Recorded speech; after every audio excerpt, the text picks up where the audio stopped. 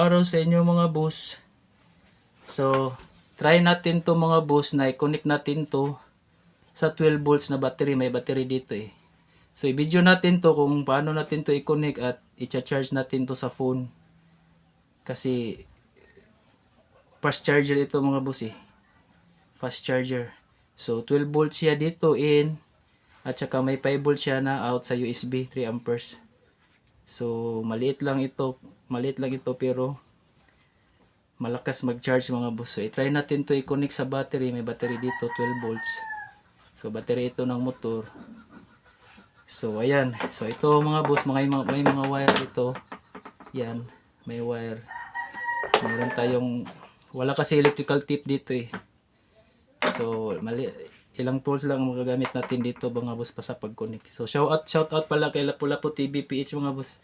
Kasi, dito kami nagagawa sa kanilang bahay. Dito kami nag-aayos nito eh. So, madali lang ito mga boss. So, nagpapagawa siya nito. At, so, gagawin na natin.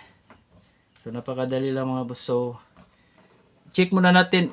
Una natin gawin mga boss, check muna natin itong wire. Kasi baka may mga wire kasi mga boss eh, na pagputol natin. So, may bronze dito eh. Kikita natin yung bronze. So, dito tayo makukunik. Tapos, sa ilalim mga boss, putol pala. Kaya hindi nag-charge. Kahit nakakunik na tayo. Tapos hindi nag-charge. Kasi may putol yung ilalim eh. Yun talaga yung mga wire ngayon mga boss. Tingin natin okay lang pero sa ilalim may putol eh. Yan. So, kung wala tayong tester mga boss kasi walang tester dito eh. Yung tools ko nakalimutan ko sa amin kaya nagpapagawa siya nito. So, kung walang tester mga boss at magko-continuity tayo. So, ngayon may battery. So, pwede ito gagamitin continuity mga boss. So, sa wire lang, hindi sa parts, hindi sa mga electronics parts. Hindi sa mga piyesa kasi masisira. So, sa wire, pwede tayo maka-continuity dito, sa battery lang. So, ganito mga boss. So, dalawang red. Ito muna natin kukontinuityhin kung nakaano ba siya. Kung connect ba siya end to end. So, connect ba siya, wala ba siyang putol sa gitna. Wala ba siyang putol dito. So, ngayon, iso-short lang natin mga boss. So, pag short mga boss, kukuha lang tayo ng isa ng stranded. Hindi lahat kasi maano itong wire eh. Masusunog ito eh. Mag-dark itong wire. So, wala na resistance pag na-dark na yung wire. Umiitim na siya kasi nasunog. Wala na resistance yan. Kaya kukuha lang tayo ng isang stranded. So, ganito. Yan. Ito yung iso-short natin. So, mag-continuity tayo gamit yung voltahe na 12 volts. So, ito yun mga boss.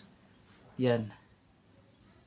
Tap natin dito kahit baliktad, okay lang. So, try natin kung wala bang putol. So, mag-spark ito mga boss eh. Yan. So, okay mga boss. Kung kita nyo, mag-spark siya. So, isang stranded lang talaga. Wag lahatin mga boss kasi mag-dark ito. Masusunog talaga itong brass eh. Ito yung bronze. Kaya mawala na resistance. So ngayon, okay yon, walang putol sa gitna. Ngayon, ito namang red. So isang stranded lang din mga boss. Pag testing natin, kung okay ba yung wire sa continuity niya. Lahat ba ito ay walang putol. So, short lang natin kahit baliktad. So okay mga boss, nag-spark siya. Yan. So okay. Walang putol. Okay yung wire. Kasi may wire kasi mga boss eh, na yung gitna na naputol yung gitna eh, kaya lalo tayo magto-trouble. So, kung safe pag tester mga boss, safe pag continuity, yun talaga tester talaga dapat. Pero walang tester dito eh.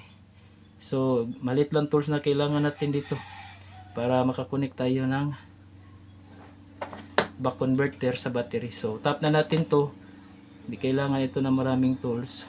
So, tap natin to. So, positive. May sign ito na positive mga boss. Yan. Dito yung positive. Yan. Kung makikita nyo. May positive. So, yan. Positive. So, yan. Positive. Yan. Positive at saka negative itong black. So, sinulda ko na ito sa amin. So ngayon, yung positive mga boss, dito talaga sa positive ng wire. Kasi yung battery mga boss, ito lang talaga yung babae, yung red. Yung lalaki, yung black, yung negative. Malaki kasi yung lalaki mga boss eh. Kasi lahat sa kanya ay ground. So yung babae yung may insulator. So yan, tap natin dito. At saka ito rin. So black to black, negative to negative. At dito positive to positive. So madali lang ito mga boss. Yan. Once na makonik natin to. Yan. Once na makonik natin to mga boss yan. Kailangan talaga natin ng electrical tape or kahit anong tape dyan. Basta hindi lang sila magkadikit. Bawal talaga ito magkadikit mga boss kasi masusunog talaga yung board pag nasushort. Yung negative at positive sa power. Nagsushort yan, masusunog talaga itong board. Kasi hiwalay talaga itong DC. Yung DC mga boss, napakahirap yan. Kasi bawal yan, mabaliktad. Positive line talaga yan papunta. At negative talaga yan. Bawal talaga yan magkabaliktad. Depende sa yung board na mga boss, yung mga smart na board, yung mga smart na IC na nakaharang dyan na pagbaliktad nakatap mo, so automatic reversible yung polarity, magcha-charge pa rin siya kasi automatic magre-reverse yung polarity niya kahit nabaliktad hindi masusunog. So itong mga board na ito mga boss, wala itong reversible polarity protection. So wala siyang protection na nagma-reverse yung voltahe. Walang protection, sunog talaga agad. So ingat tayo dito sa mga board na ganito kasi sunog talaga. So sayang pira natin mga boss. Mura lang ito mga boss, nasa bili ko nito sa online nasa 60 pesos. So ngayon may mura na ng mga ganito kasi marami na ano nito eh. Marami nang mga nagsisell. So may mura na lang ganito, may mga 30 pesos, 40 pesos ang isa. So ngayon, so tap na natin to mga boss. So positive talaga, positive talaga. Negative talaga, wag talaga baliktarin. Kasi malakas itong 12 volts mga boss. So ito, so tap natin ito mga boss. So hanapin natin dito yun sa polarity. Yan, positive dito at saka negative dito. So hanapin natin dito sa kung saan ang sign niya na positive at saka negative kasi tuturo talaga ito ng tama mga boss eh. At saka yung tester, pag nag-tester tayo, tuturo talaga yun ng tama yung tester kasi basta't maayos lang natin pagka lagay yung test tube nasa tama talaga nalagay yan. So tap natin to. So unahan natin i-tap mga boss yung negative. Kasi malaki itong negative. So simple lang, clip lang natin dito. So okay lang yung tools mga boss kasi fit na fit eh. So kahit maipit lang siya.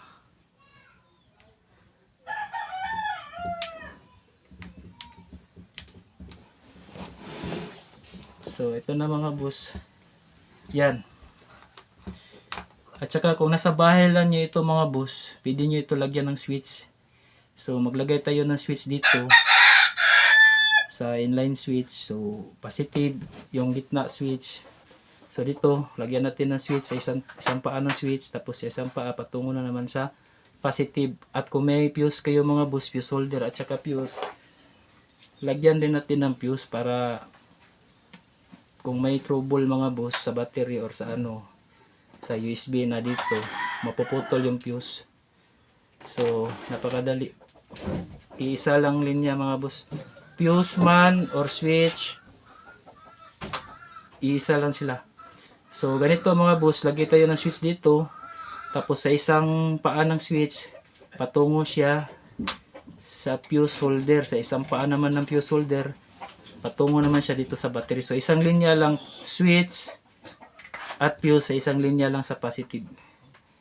So kailangan talaga kasi pag naano-ano kasi ito mga boss, pag na ganyan, tapos tanggal, on, masisira itong board mga boss eh.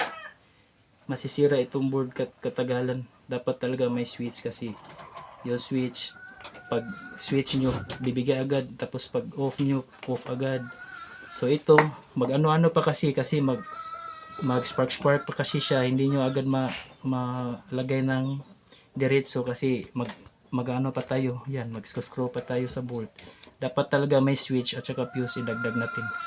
So ayan, ikabit natin na hindi na ito makalog-kalog kasi mag-ano kasi itong board mga boss masisira ito makatagalan eh. So kabit natin na hindi na naka-steady na siya nakakabit. So 1, 2, 3. Yan. So may ilaw na siya mga boss. So ano lang ito eh. Demo lang ito mga boss sa paglagay. Kasi masisira ito pag nag-ano-ano eh.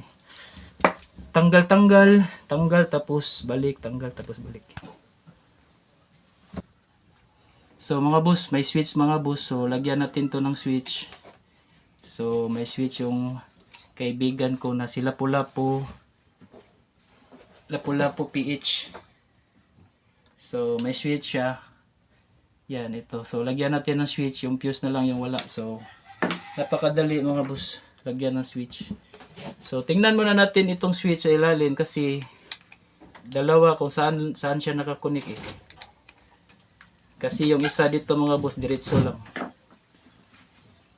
So tingnan natin kung saan yung diretso. Yan. So switch ito ng ceiling fan. So may diretso eh. Yan. So ipag switch mga boss, putol talaga yan dito. Sa isang linya putol. So ngayon, isa lang na wire ang kukunik natin dito. So wala tayong mga boss. So ganito na lang gawin natin. Kakat natin to. So napakadali mga boss. So ito isa lang talaga na linya kunin natin dito kasi mag switch siya eh. Hindi dalawa, hindi breaker ito mga boss na dalawa. So cut natin dito. Yan. Cut natin. At saka dito. So nail cutter gamit natin mga boss kasi hindi ako nakadala ng tools eh. Kasi hindi ko alam talaga na mag-anot kami dito ng magsi-set up kami ng back converter sa kanilang bahay. So ayan. So ngayon cut natin ito mga boss. Cut tayo dito. Yan, cut natin to. So ngayon ika-cut natin to para meron tayong makakunik tayo dito. So ito yung niya, ito yung wire niya. So yan. So i-connect natin siya dito. So yan. Kung may solda okay mga boss kasi na yung soldering iron. So cut natin siya dito, ay connect natin siya dito. Yan, i-connect natin. Yan, ipitan talaga natin mga boss para yung magbibigay talaga siya ng sa positive na line. Yan, okay na yan. So yan, yung isa mga boss, lagay din siya natin dito. Yan, so cut rin natin to para makita yung connection niya, yung magko-connect tayo. Yan. At saka kunin natin tong niya. Yan. Naku. Maliit na lang yung natira mga boss. So tap tayo dito. Dito sa Yan, dito tayo magtatap. Kasi wala ng wire na tira mga boss eh. Wala nang kunin na lang natin to, baka disturbo ito. At saka so okay lang naman kung kasi isa lang naman sila, pero pag nakunik ito sa kabila mga boss, itong sobra na wire, mag-on siya na hindi naka-switch. Mag-on lagi na kahit off. So isang linya lang talaga. So ayan. Yan. Yan. So lang yun natin mga boss para mahigpit siya eh. Pag nag-ano kayo mga boss, nag-aral kayo ng electronics, turuan talaga kayo po paano mag-wire ng ano, wire splice.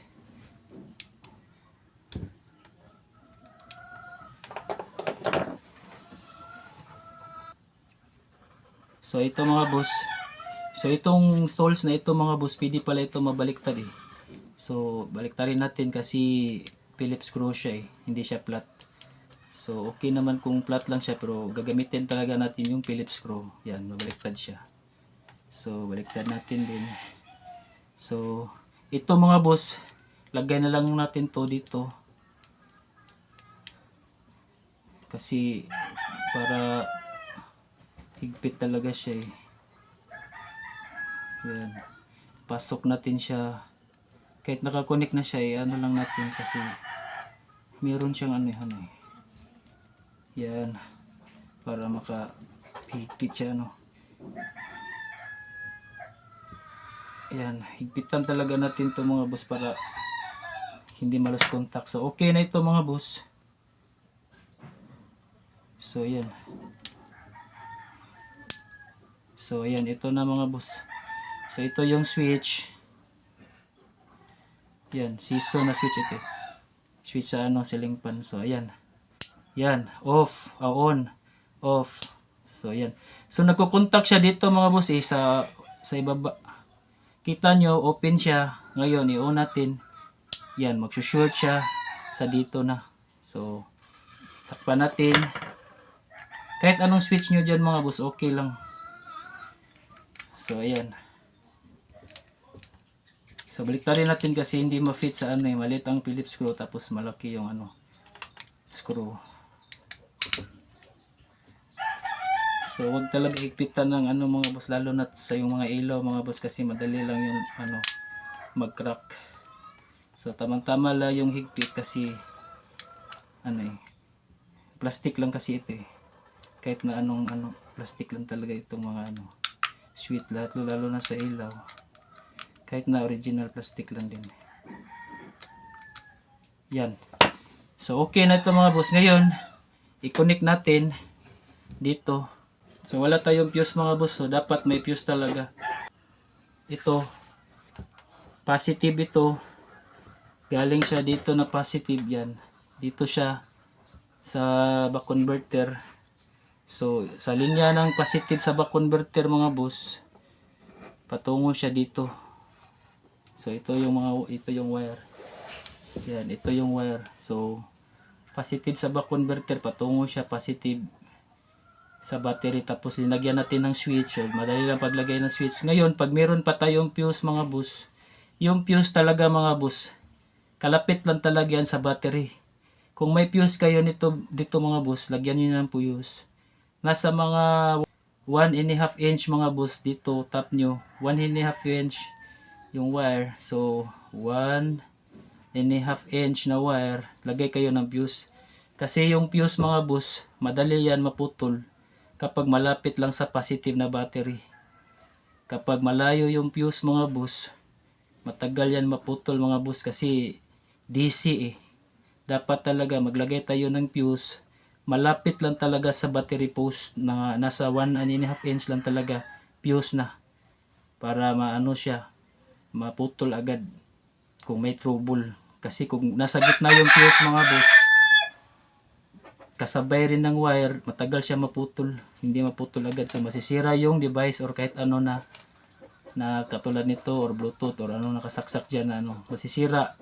Tapos dyan pa mapuputol yung fuse. Dili pag magputol ang fuse kapag malayo yung fuse. Dapat talaga nasa katulad nito 1.5 inch din half. So dito tayo mga boss, kakat natin dito. So dito tayo kukunik. Yan, kunwari ito yung fuse. So dapat malapit talaga sa battery mga boss yung fuse para putol siya agad.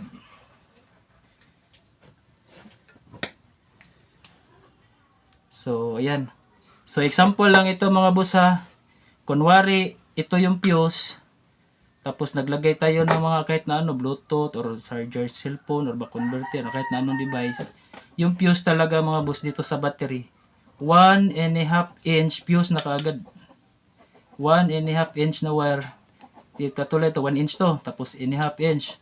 Fuse na talaga agad. Tapos, pwede yung switch nasa gitna. Or kahit anong saan nyo ilagay yung switch nasa gitna. Ay malayo na sa fuse. Okay lang yun kasi on-off lang siya eh. Yung fuse talaga importante mga boss. Malapit talaga sa battery yung fuse. Kasi pag nag-trouble, putol agad dito. Kasi kung yung fuse mga boss nasa gitna, hindi pa yan mapuputol eh. Magdidelay yan na maputol. So masisira na yung kahit na ano nakabit nyo dito sa ano sa 12 volts na battery or kahit ito ba convert. So ngayon, kunwari lang itong fuse pero hindi ito fuse switch ito. So malapit lang talaga sa battery mga boss yan. So off natin kasi naka-on eh. Yan. Yan, naka-on yan. So off natin. Yan. So hindi yan mag-on yan. So kahit ano, yan, hindi yan mag-on kasi naka-off. Yan.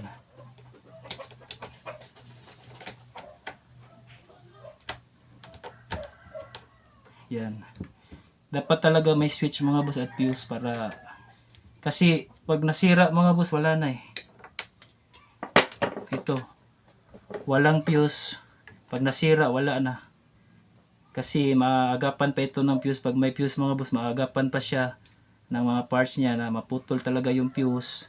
Tapos hindi masisira yung ano kasi dito pa may IC kasi dito yan, maliit na ano parts ito kasi yung IC ng charging module ng back converter, may IC kasi siya eh. So magagapan pa ng fuse, hindi masisira at saka doon mapuputol sa fuse pag may fuse. So wala itong fuse, switch lang. So okay lang ito. Yan, on. Off. So ito mga boss, susubukan talaga natin to na i-charge sa cellphone. So may cellphone dito mga boss. So iwan ko kung anong pangalan ng cellphone nito kasi sa kaibigan ko to. So dyan may cellphone dyan. Ngayon unang gawin natin mga boss, itatap talaga natin to at saka may wire dito ng power cable mga boss. So isaksak natin siya dito. Yan. Yan. May power cord dito mga boss sa ano. Saksak natin siya dyan. Tapos, i-on natin yung switch mga boss. So, i-on natin itong mga switch. So, ayan. On. So, ayan. Umilaw siya mga boss. Itong back converter. Ngayon, itong cellphone, i-charge natin. So, ayan. So, ayan. I-charge natin to.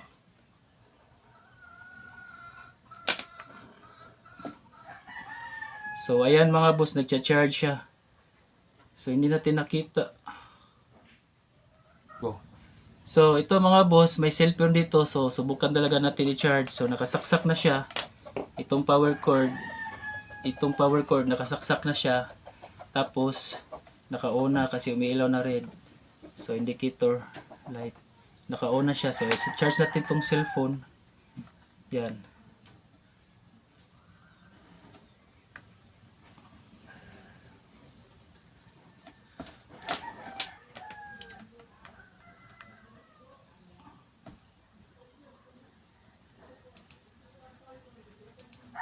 So, okay na ito mga boss yan.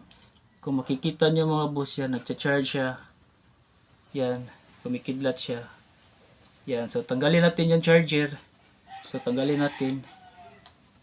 So, wala yung kidlat mga boss. Yung sign na charge, wala. So, wala yung sign na charge. So, i-charge natin balik. Yan, saksak. So, na-charging mga boss, 23% ang kanyang charge. So, okay. Tanggalin natin. So wala. So charge balik. So ayan mga boss. Nagcha-charge siya. So okay. Ilan to pang cellphone. 12 volts in. Tapos 5 volts out. Pwede din ito sa mga Bluetooth. Mag-charge tayo ng Bluetooth dito mga boss. At saka kahit na anong device na 5 volts na ma-charge natin dito. So ito may ilaw dito mga boss. So itong ilaw na ito mga boss. So 5 volts ito. So kaya niya rin i-charge mga boss. Yan. So i-charge natin. Yan. So tingnan natin kung iilaw ba siya. So on. Yan. Pwede siya maka-charge mga boss. So kung tanggalin natin to mga boss, mau-off siya. Yan. Yan.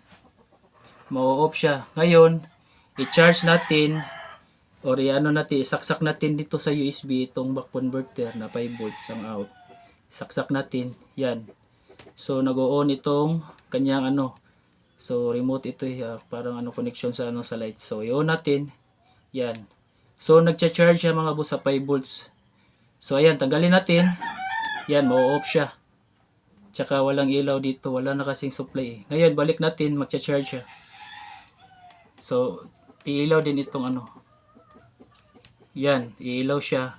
Tapos i-on natin. So, hindi lang ano po mga boss, hindi lang kasi cellphone ito eh.